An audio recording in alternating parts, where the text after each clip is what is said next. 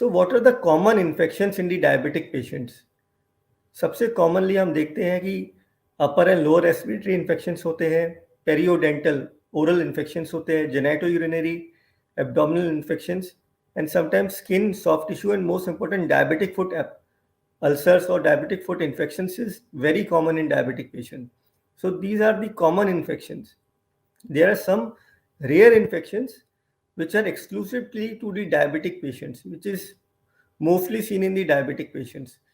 जैसे कि आपने अभी बात करी डायबिटिक फुट इन्फेक्शंस है, कुछ ईयर के इन्फेक्शंस होते हैं जिसे मलिग्नेंट ओटाइटिस एक्सटर्ना कहते हैं, हम आगे देखेंगे।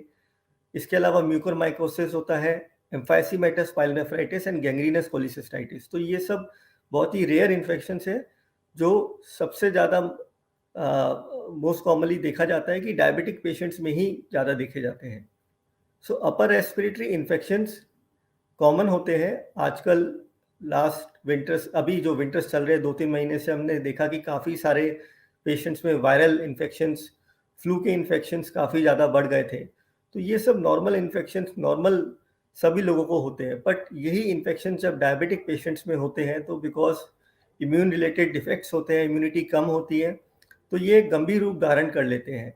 कई बार जो normal viral bacterial flu types illnesses होती है, अपर रेस्पिरेटरी इन्फेक्शंस होते हैं, ये इन्वेजिव रूप धारण कर लेते हैं और ओटाइटिस मीडिया यानी कि कान का इन्फेक्शन तक कर देते हैं। कान में पस वगैरह आना, कान से पस निकलना, कान में सुनने की शक्ति कम हो जाना, तो यह सब गंभीर एक इन्फेक्शंस का रूप धारण हो सकता है। इसलिए बहुत ही इंपॉर्टेंट है कि हम अपनी शुगर्स कंट्रोल रखें, और जब ऐसे इन्फेक्शंस होते हैं तो हमें एडमिट होकर आईवी एंटीबायोटिक्स लगानी पड़ती है और कई बार सर्जिकल डिब्राइटमेंट भी जरूरत पड़ती है। सेकेंड इन्फेक्शन जो होता है साइनसिस में, राइनोसेरेब्रल म्यूकोरमाइकोसिस होता है, which is a life threatening fungal infection, जिसे हम ब्लैक फंगस के नाम से जानते हैं। इसका cause usually mucormycosis Rhizopus fungus होती है।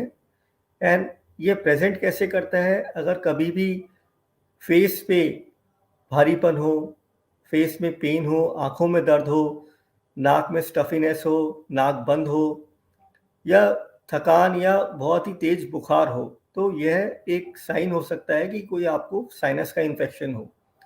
और अगर वो सिक्रीशंस में, आपके जो नाक से सिक्रीशन निकलते हैं उसमें ब्लैक कलर का मटेरियल अगर बाहर आता है, तो ये बहुत ही हाई रिस्क है कि it can be black fungus और एक म्यूकोरमाइकोसिस हो सकता है, जिसका डायग्नोसिस बायोप्सी पे ही कंफर्म होता है। एक नेक्रोटिक टिश्यू मिलता है हमें, और इसका सर्जिकल डिब्राइटमेंट बहुत आवश्यक है, और आईवी एंटी फंगल जैसे कि एम्फोटेरिसिन भी दिया जाता है।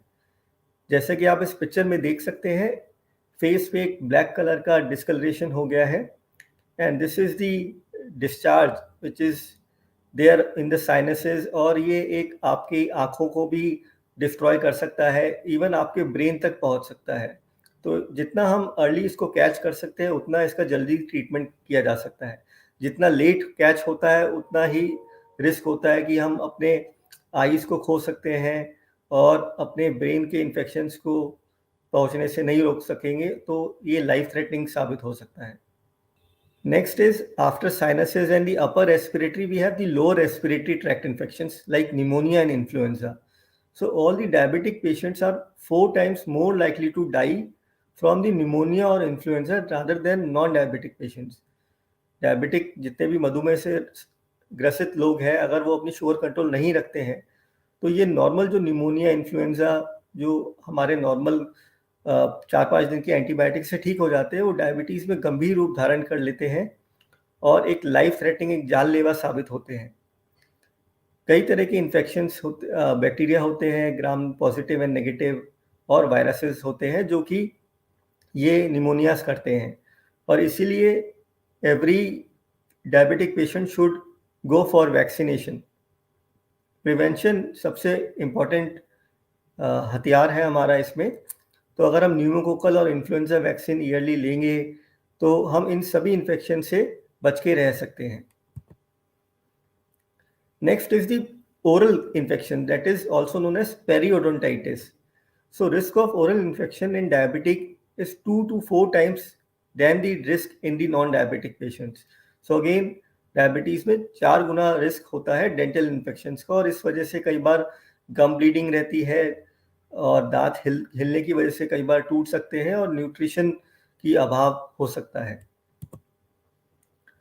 The other specific infection in diabetic patient is invasive और malignant otitis externa, जिसमें हमारे जो ईयर का बाहर का पिन्ना होता है इसमें सूजन आ जाती है, and 90% of patients with this infection are diabetic.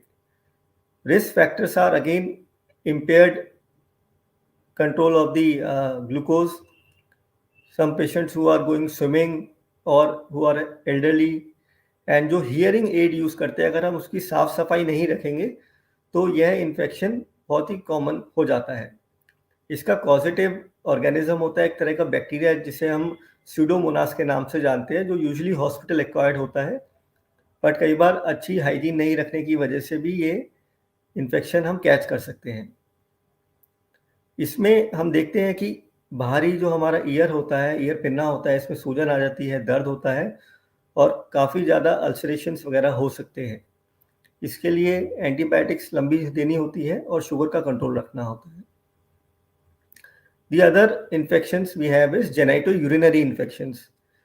जैसा कि हमने जाना कि शुगर की मात्रा बढ़ने की वजह से यूरिन एक अच्छा मीडिया बन जाता है बैक्टीरियल या फंगस की ग्रोथ के लिए, जिसकी वजह से कई बार डायबिटिक पेशेंट्स में सेंसेशन कम होने की वजह से महसूस नहीं होता है कि कोई यूरिन में जलन है या यूरिन में पेन है, और फिर भी उनमें इन्फेक्शंस हो जाते हैं जिसे हम एसिम्प्टोमेटिक बैक्टीरियूरिया के नाम से जानते हैं, जो कि डायबिटिक पेशेंट्स में बहुत ही कॉमन होता है।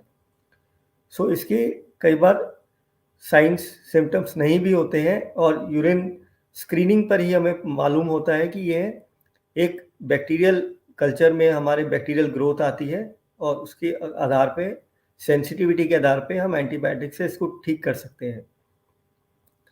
इसके अलावा हमारा यूरिन ब्लैडर कई बार कंटिन्यूअस या क्रोनिक यूरिन इन्फेक्शन की वजह से यूरिन ब्लैडर में सूजन आ जाती है, जिसे हम सिस्टाइटिस के नाम से जानते हैं। इस सिस्टाइटिस के लिए भी हमें कुछ लंबे समय तक एंटीबायोटिक्स लेनी पड़ती है और शुगर को कंट्रोल रखना पड़ता है। कई बार ये इन्फेक्शंस हमारे कुछ डायबिटीज़ से संबंधित जो हमारी दवाइयाँ होती है, जो आजकल काफ़ी कॉमनली यूज़ करते हैं हम SGLT2 इनहिबिटर्स, जैसे डापाग्लिफ्लोजिन या एम्पाग्लिफ्लोजिन, जब हम यह दवाई लेते हैं तो हमें हमेशा इसके साथ पानी का इंटेक अच्छा रखना चाहिए और अपना पर्सनल हाइजीन भी अच्छा रखना चाहिए। अगर हम पानी का इंटेक कम रखते हैं या अपनी साफ सफाई का ध्यान नहीं रखते हैं तो हमारी यूरिन इन्फेक्शन या जेनिटल इन्फेक्शंस हो सकता है, क्योंकि यह दवाई हमारी शुगर हमारे यूरिन के रास्ते बॉडी से बाहर निकालती है और इस तरीके से यह हमारी शुगर को कंट्रोल करती है। तो शुगर यूरिन में बढ़ने की वजह से अगेन यूरिन एक अच्छा मीडिया बन जाता है बैक्टीरियल फंगल ग्रोथ के लिए, और जेनिटल यूरिनरी इन्फेक्शंस का रिस्क बढ़ जाता है। सिर्फ हमारे एक अच्छे पर्सनल हाइजीन रखने से और पानी का इंटेक अच्छा रखने से हम इस रिस्क को प्रिवेंट कर सकते हैं। कई बार हमने देखा है कि एक simple urinary infection diabetic patients में असेंड कर जाता है किडनीज तक, और वहाँ किडनीज को भी इन्फेक्ट कर देता है, जिसे हम पाइलोनेफ्राइटिस के नाम से जानते हैं।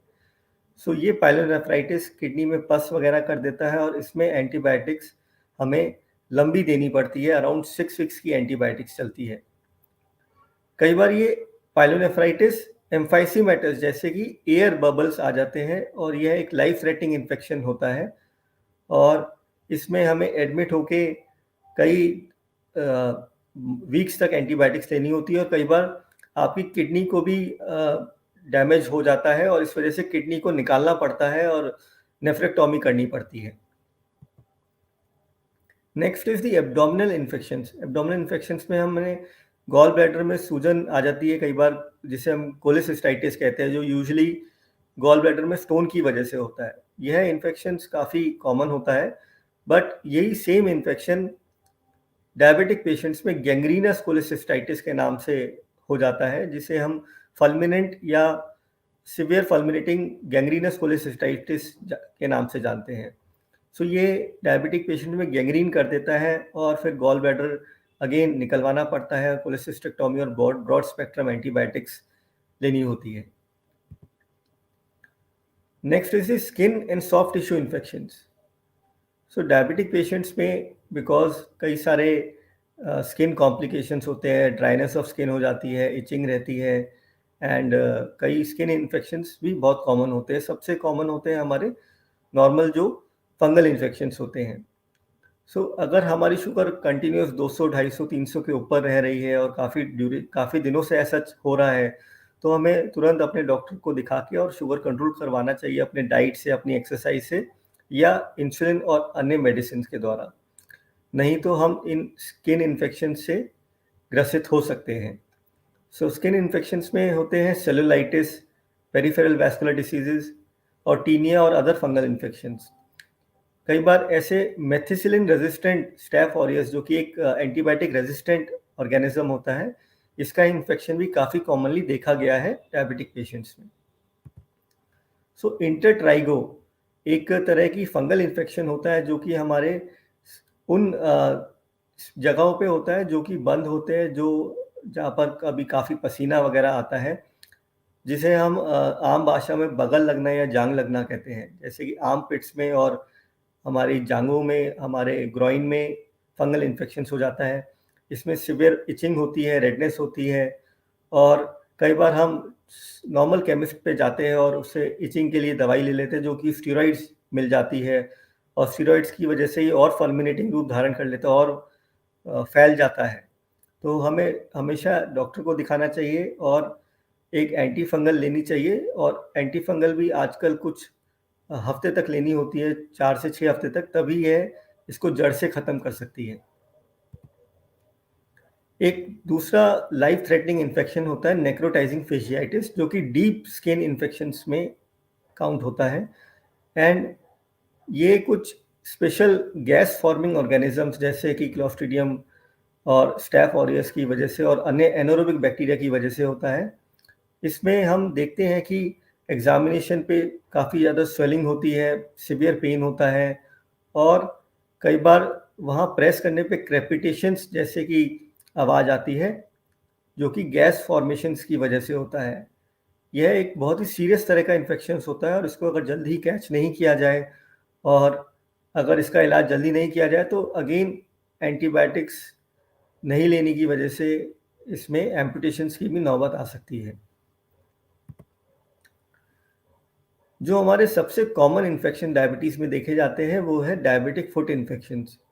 दे are the most common and most important soft tissue infection in the diabetic patients.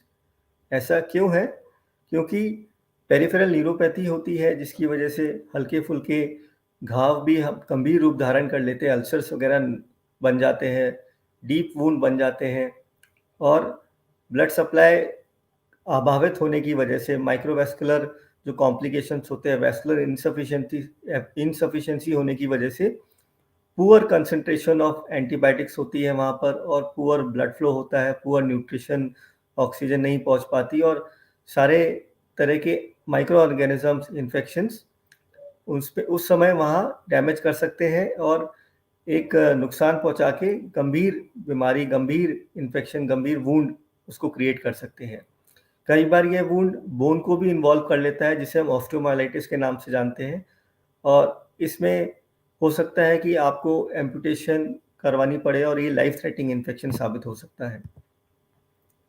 सो जो स्पेक्ट्रम जो है फुट इन्फेक्शंस का, वो बहुत ही बड़ा है। वहाँ छोटे-मोटे सेलुलाइटिस, सुपरफिशियल इन्फेक्शन से क्रोनिक ऑस्टियोमाइलाइटिस तक जा सकता है, और इसमें skin, soft tissue, bone, fat सभी की इन्वॉल्वमेंट हो सकती है। और डायबिटिक न्यूरोपैथी बहुत बड़ा रोल प्ले करती है। अगर हम शुगर कंट्रोल नहीं करते हैं, तो हमारी न्यूरोपैथी की वजह से यह जो इंसिडेंट्स होते हैं ट्रॉमा के, ये अनरिकग्नाइज्ड चले जाते हैं। कई बार हमें महसूस भी नहीं होता है कि कोई घाव है, कोई छोटा-मोटा अल्सर वगैरह है, और वो मिस हो जाता है, और उसकी वजह से ये गंभीर रूप धारण कर लेता है और इन्फेक्शंस बड़ा हो सकता है। सो डायबिटिक फुट इन्फेक्शंस ऐसे दिखते हैं, नॉन हीलिंग वुंड्स बन जाते हैं कई बार, और most of the patients have diabetic neuropathy. 25% patients में, 4 में से 1 पेशेंट में डायबिटिक न्यूरोपैथी भी साथ में होती है, और 30 से 40% डायबिटिक पेशेंट्स में फुट अल्सर्स में नेक्स्ट 3 इयर्स में बिकॉज़ रिपीटेड इन्फेक्शंस होते रहते हैं, नॉन हीलिंग अल्सर्स हो जाते हैं, तो कई बार इन्फेक्शंस इतने बढ़ जाते हैं कि एम्पुटेशन करनी पड़ती है। हमने कई बार देखा है कि रिस्क फैक्टर्स होते हैं, कभी टाइट फिटेड शूज़ होते हैं जिससे कंटिन्यूअस फ्रिक्शन होने की वजह से ब्लिस्टर्स बन जाते हैं और वो ब्लिस्टर्स इन्फेक्ट हो जाते हैं, अल्सर्स का रूप धारण कर लेते हैं, गंभीर नॉन हीलिंग अल्सर्स बन जाते हैं। सो हमें early detection is the best way कि हम इसको मैनेज कर सकते हैं अपने शुगर को कंट्रोल रख के और डेली अपने पैरों का एग्ज़ामिनेशन करके।